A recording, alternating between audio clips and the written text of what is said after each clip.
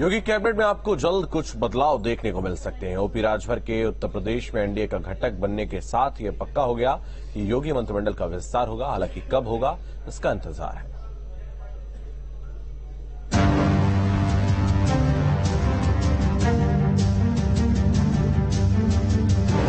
जैसे जैसे 24 का महाचुनाव नजदीक आ रहा है, पॉलिटिकल पार्टियों की स्पीड भी किसी रेसिंग कार की तरह तेज होती जा रही है।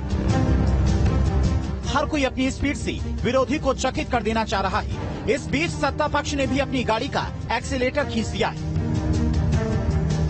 बदल सकते हैं टीम योगी के चेहरे, बदल सकता है मंत्रियों का पद और कद, युवा और नए चेहरों को मिल सकता है मौका।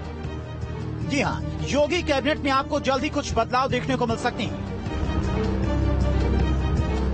ओम प्रकाश राजभर के उत्तर प्रदेश में एनडीए का घटक बनने के साथ ये पक्का हो गया है कि योगी मंत्रिमंडल का विस्तार होगा। हालांकि कब होगा इसका इंतजार है। इसी के साथ कयासों की बयार भी चल पड़ी है, जिसमें कैबिनेट मंत्री के तौर पर ओम प्रकाश राजभर, दारा सिंह चौहान का नाम भी शामिल है। महेंद्र सिंह का नाम भी सामने आ रहा है। नीलकंठ तिवारी को भी मिल सकती है कैबिनेट में जगह। इसी के साथ कुछ विभागों में फेरबदल हो सकता है।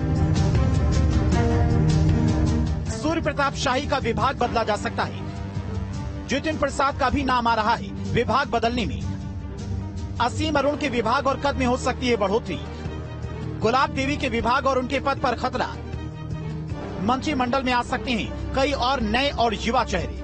उत्तर प्रदेश में जहां पर बीएल संतोष यहां आकर के संगठन की समीक्षा कर रहे हैं, तो एक समीक्षा इस पूरे प्रदेश भर की जनता भी कर रही है। वो कर रही है कि यहां पर टीम योगी में कितना बदलाव होगा। कई नाम तो लगभग पक्के हैं और कई लोगों पे कयास चल रहा है। कौन कौन पक्का हो चुका है मंत्रिमंडल में? अभी देखिए, कुछ कहा नहीं जा सकता जो है, ये तो सिर्फ नेतृत्व तय करेगा वहाँ से कि किसको क्या होना है। प्रयास भाई लोकतंत्र है, हर लोग अपना अपना कर रहे हैं। हम भारतीय जनता पार्टी के संगठन के लोग हैं। हमारा काम संगठन के निर्माण में जो भी हमारा हमको एक चीज बताइए। हम मान गए आपकी बात। मंत्रिमंडल का विषय हमारे भारतीय जनता पार्टी के, हमारे उत्तर प्रदेश के पूज्य योगी आदित्यनाथ जी, हमारे प्रदेश के अध्यक्ष जी, हमारे राष्ट्रीय नेतृत्व, वो विषय उनका। मंत्रिमंडल में मैं आपसे पूछ रहा हूँ, महेंद्र सिंह जी आ रहे हैं नहीं?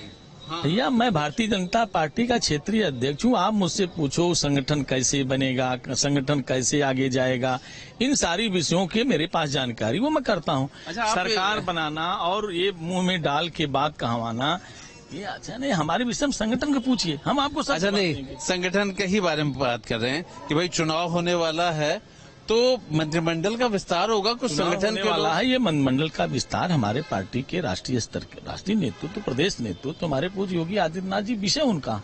संगठन को लेकर के हम चाहे टीम मोदी की बात करते हैं, टीम जेपी नड्डा की बात करते हैं या टीम योगी की बात करते हैं, उत्तर प्रदेश में तो ये साफ है कि योगी मंत्रिमंडल का विस्तार होना है और दारा सिंह चौहान, ओम प्रकाश राजभर और महेंद्र सिंह, कहीं न कहीं कद बढ़ने की बात और उसे घटाने की बात पे अगर हम कहें तो दयाशंकर मिश्र दयालु का भी चल रहा है कि कुछ उनके साथ डगमगाने वाली स्थिति है। दूसरी तरफ नीलकंठ का भी नाम चल रहा है। ये सब देखिए, पार्टी के बाहर खड़ा हूं और पार्टी के अंदर के ही सोर्स बताते हैं, वो भी इस प्रयास में हैं।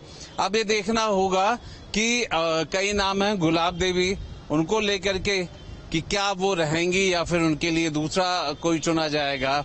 अगर हम बात करें तो और भी ऐसे मंत्री हैं, लेकिन भारतीय जनता पार्टी की कार्यशैली बदल गई है, इसलिए साफ साफ नामों को इतनी जल्दी लेकर के आ पाना मुश्किल है, क्योंकि ये 2 पखवाड़े तो लगेंगे ही लगेंगे। पहले टीम मोदी मंत्रिमंडल का विस्तार होगा, उसके बाद जाकर के ही टीम योगी मंत्रिमंडल का विस्तार होगा। लेकिन क्षेत्रीय संघ अगर संतुलन की बात करते हैं, राजनीतिक समीकरण की बात करते हैं, जातीय समीकरण की बात करते हैं, तो इन सबको बिठा करके ही मंत्रिमंडल का नया रंग रूप देख पाएंगे।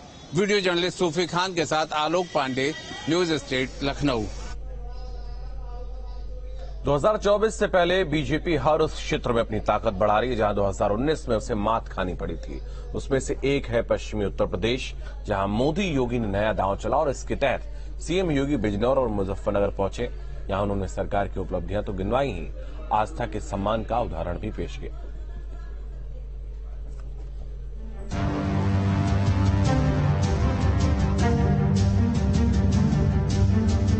चौबीस का महाचुनाव, बीजेपी का मिशन 80, यूपी की 80 सीटें जीतना बीजेपी का लक्ष्य, सीएम योगी का मिशन पश्चिम उत्तर प्रदेश। 24 के चुनाव के लिए बीजेपी ने यूपी की 80 सीटें जीतने का लक्ष्य रखा है। इसके तहत सीएम योगी भी एक्शन में हैं। उन्होंने बिजनौर और मुजफ्फरनगर का दौरा किया। मुख्यमंत्री योगी आदित्यनाथ ने शनिवार को प्रदेश में एक दिन में 30 करोड़ पौधे लगाने के वृहद पौधरोपण अभियान का शुभारंभ मां गंगा के पास स्थित महात्मा विदुर की कुटी से किया। यहां उन्होंने 50,000 पौधों की विदुर वाटिका की स्थापना की। विदुर कुटी में स्थापित मंदिर में पूजा की। कार्यक्रम स्थल पर विशाल जनसभा को संबोधित किया। लाभार्थियों को घर की चाबियां और प्रमाण पत्र भी दिए। जनसभा को संबोधित करते हुए मुख्यमंत्री योगी ने कहा कि प्रदेश में हम समृद्धि के साथ सुरक्षा भी सुनिश्चित कर रहे हैं। सुरक्षा हमारी टॉप प्रायोरिटी है। अब सुरक्षा में कोई सेंध लगाने की हिम्मत नहीं कर सकता। वो जानता है कि उसका अंजाम क्या होगा। मुख्यमंत्री ने जनसभा में कहा कि बिजनौर प्रदेश के लिए सबसे महत्वपूर्ण इसलिए भी है कि मां गंगा गंगोत्री से शुरू होकर 2500 किलोमीटर की यात्रा करती हैं। उत्तर प्रदेश में वह सबसे पहले बिजनौर में ही प्रवेश करती हैं और जिसमें सर्वाधिक 1000 किलोमीटर उत्तर प्रदेश में है। सीएम योगी ने कहा कि बिजनौर आने का सबसे बड़ा उद्देश्य 5000 साल पुराने इतिहास को फिर से जिंदा करते हुए विदुर कुटी के पास से फिर से मां गंगा की धारा को गुजारना है। इस स्थान को धर्मस्थल, पर्यटन और प्राकृतिक रूप से विकसित करना है। मां गंगा एक देव नदी है। हम भारत के इतिहास की धरती पर हैं। गंगा पुत्र भीष्म अपना बचपन इसी धरती पर बिताए थे और भारत के इतिहास में महात्मा विदुर की विद्वता, उनकी उदारता को कौन नहीं जानता है। मुख्यमंत्री ने कहा कि प्रधानमंत्री के सहयोग से बिजनौर में निर्माणाधीन मेडिकल कॉलेज को महात्मा विदुर को समर्पित किया गया है, जिससे नई प्रेरणा मिलती है। अगले सत्र से यहां विद्यार्थियों को प्रवेश कराकर हर हाल में शिक्षण कार्य और पूरे क्षेत्र को उच्च स्तर की चिकित्सा सुविधा उपलब्ध कराई जाएगी। और इसीलिए हमारी सरकार ने विरासत के सम्मान को आगे बढ़ाने के लिए निर्णय लिया है कि सुख तीर्थ विकास परिषद का गठन भी हम लोग करेंगे। फाइनल स्टेज पे बहुत जल्दी हम इस कार्यक्रम को आगे बढ़ाने वाले हैं। मैं यहाँ के अन्नदाता किसानों का अभिनंदन करूंगा। भाइयों बहनों, मैं अभिनंदन करूंगा। एक तरफ सुख तीर्थ विकास परिषद बनेगा, यहाँ के विकास को आधार बनाएगा, कनेक्टिविटी को बेहतर बनाएगा, नौजवानों को रोजगार की संभावनाओं को विकसित करेगा, हमारे पूज्य संतों की आस्था को सम्मान देगा। तो दूसरी ओर विकास के नए नए द्वार भी खोलेगा। नए नए द्वार उसके माध्यम से खुलते हुए दिखाई देंगे। इसके अलावा मुजफ्फरनगर में मुख्यमंत्री योगी आदित्यनाथ ने शुक्र तीर्थ में जनसभा के दौरान गंगा की मुख्यधारा लाने की घोषणा के साथ ही शुक्र तीर्थ विकास परिषद का भी गठन किए जाने की घोषणा की। उन्होंने कहा कि 2017 से पहले प्रदेश में आस्था और विरासत का सम्मान नहीं होता था। यात्रा निकालने पर लोग डरते थे। आज कांवड़ पर पुष्प वर्षा की जाती है। मुख्यमंत्री ने कहा कि पहले पश्चिम उत्तर प्रदेश का किसान परेशान रहता था। खेतों पर लगाए इंजन चोरी हो जाते थे, बिजली नहीं मिलती थी। इस कारण डर का माहौल रहता था। व्यापारियों से वसूली होती थी। लोग पलायन के लिए मजबूर हो जाते थे। सीएम योगी आदित्यनाथ ने कहा कि गुंडे, माफिया और बहन बेटियों की सुरक्षा से खिलवाड़ करने वालों के लिए यह सरकार महाकाल है।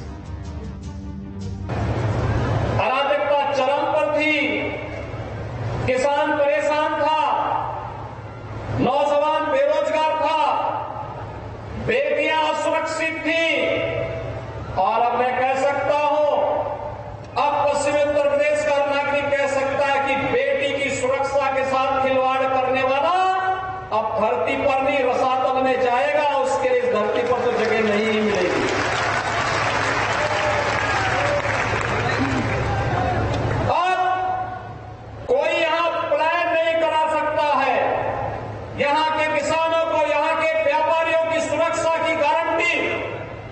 डबल इंजन की सरकार दे रही है। पलायन कराने वाले स्वयं पलायन कर गए। अब व्यापारी को, यहां के नागरिकों को कोई पलायन नहीं करा सकता।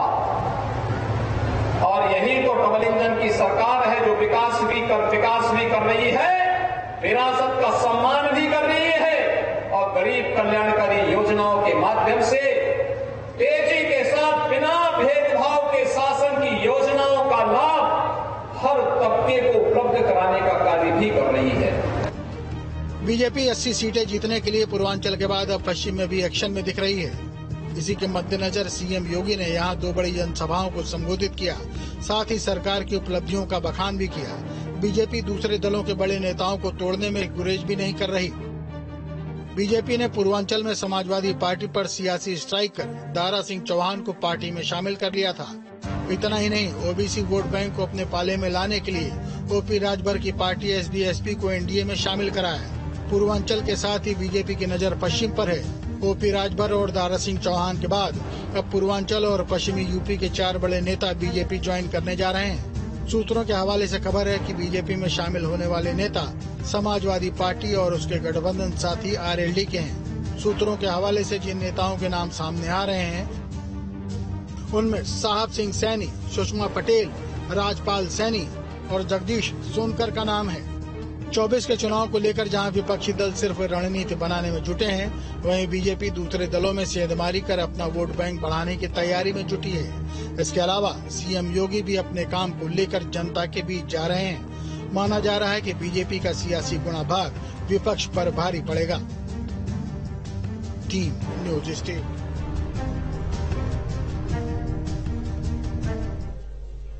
चौबीस में मोदी सरकार को सत्ता से हटाने के लिए विपक्ष पूरे जोश में है। 26 दलों के गठबंधन वाला इंडिया मोदी के भारत से टक्कर लेने के लिए तैयार है और एनडीए को मोदी के चेहरे पर 24 के चुनाव में उतर चुका है, लेकिन विपक्ष अभी भी चेहरे पर एकमत नहीं हो पाया है। इस बीच कांग्रेस नेता प्रमोद कृष्णम ने एक ऐसा बयान दे दिया जिसके बाद माना जा रहा है कि विपक्षी दलों के बीच खींचतान मच सकती है।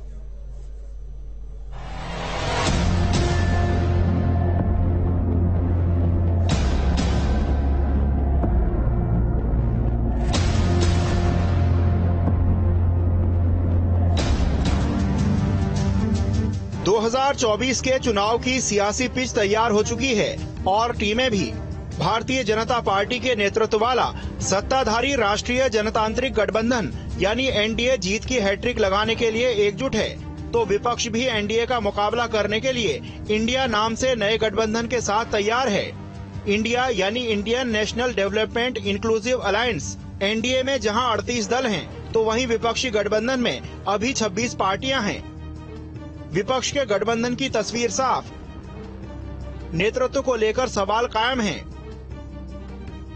एनडीए का चेहरा प्रधानमंत्री नरेंद्र मोदी हैं। विपक्षी गठबंधन का चेहरा कौन होगा? गठबंधन का नेतृत्व कौन करेगा? इन सवालों के जवाब में कांग्रेस अध्यक्ष मल्लिकार्जुन खड़गे ने कहा कि कोऑर्डिनेशन कमेटी बनाई जाएगी। इसमें 11 सदस्य होंगे। संयोजक और सह संयोजक भी बनाए जाएंगे जो सभी दलों में समन्वय स्थापित करेंगे। नरेंद्र मोदी के मुकाबले विपक्ष का सामूहिक नेतृत्व। साल 1996 के चुनाव से ही बीजेपी प्रधानमंत्री पद के लिए अपना चेहरा आगे कर चुनाव लड़ती रही है। 1998 में एनडीए की स्थापना के बाद भी ये परंपरा कायम है। 1996 से 2004 तक अटल बिहारी वाजपेयी चेहरा। 2009 में एनडीए ने लाल कृष्ण आडवाणी पर दांव लगाया। 2004 में यूपीए अस्तित्व में आई, तब भी यूपीए ने किसी नेता को आगे नहीं किया। यूपीए की सरकार बनी और मनमोहन सिंह प्रधानमंत्री बने। 2009 में भी यूपीए ने सत्ता में वापसी की और मनमोहन पीएम बने। 2014 के चुनाव में एनडीए ने नरेंद्र मोदी को प्रधानमंत्री पद के लिए अपना उम्मीदवार बनाया। यूपीए का चेहरा मनमोहन ही थे। एनडीए को जीत मिली। बीजेपी को प्रेसिडेंशियल स्टाइल सूट करती है और पार्टी की रणनीति विपक्ष को अपनी इसी पिच पर लाने की है। बीजेपी चाहती है विपक्ष चेहरा घोषित करे। इससे चुनाव पीएम मोदी और उस नेता के बीच बन जाएगा। विपक्ष 2024 की लड़ाई को एनडीए बनाम इंडिया बनाना चाहता है। सामूहिक नेतृत्व का फैसला कांग्रेस ने मध्य प्रदेश, छत्तीसगढ़, कर्नाटक, हिमाचल प्रदेश जैसे राज्यों के चुनाव में सफलतापूर्वक आजमाया है। यहाँ कई गुट थे। राजस्थान चुनाव में सचिन पायलट और अशोक गहलोत की रार खत्म कर चुनाव मैदान में उतरने के लिए भी कांग्रेस ने सामूहिक नेतृत्व का ही फॉर्मूला दिया। दूसरी तरफ कांग्रेस के भीतर से ही कुछ अलग तरह की मांग उठ रही है। आचार्य प्रमोद कृष्णम का बयान सामने आया है। उन्होंने कहा, बिना चेहरे के मोदी को नहीं हरा सकते, बीजेपी को विपक्ष की एकता से नहीं हरा सकते, कांग्रेस ही बीजेपी को हरा सकती है। प्रियंका गांधी को पीएम पद का चेहरा बनाएं। बिना दूल्हे के नहीं होगी बारात। बीजेपी जहां विपक्ष के चेहरे पर सवाल करती है, वहीं अखिलेश यादव ने चेहरे पर से पर्दा उठा दिया है। आप भी सुनिए और अखिलेश यादव को समझिए कि बीजेपी को टक्कर देने के लिए इंडिया के पास कौन कौन से चेहरे हैं। अगर आपको महिला प्रधानमंत्री चाहिए तो हम पे महिला प्रधानमंत्री है, उसका भी चेहरा है हमारे पास। कम उम्र का चाहिए तो वो भी हमारे पास, बुजुर्ग चाहिए वो भी हमारे पास, तो हमारे पास तो बहुत चेहरे हैं। प्रधानमंत्री नरेंद्र मोदी ने विपक्ष की बैठक से पहले विपक्षी दलों पर भ्रष्टाचार और परिवारवाद को लेकर जमकर हमला बोला। पीएम ने विपक्ष के जुटान को मजबूरी बताया। पीएम ने यूपीए के कार्यकाल का भी जिक्र किया। कहा कि तब सरकार जैसे तैसे 10 साल चली। फैसले की बात पर गठबंधन की मजबूरियां गिना दी जाती थीं। दूसरी तरफ बेंगलुरु की बैठक के बाद विपक्ष ने भी अपनी लकीर खींच दी है। कांग्रेस अध्यक्ष मल्लिकार्जुन खड़गे ने कहा कि देश में इस समय महंगाई चरम पर है। युवाओं के लिए रोजगार की समस्या है। महंगाई और बेरोजगारी इस समय बड़े मुद्दे हैं।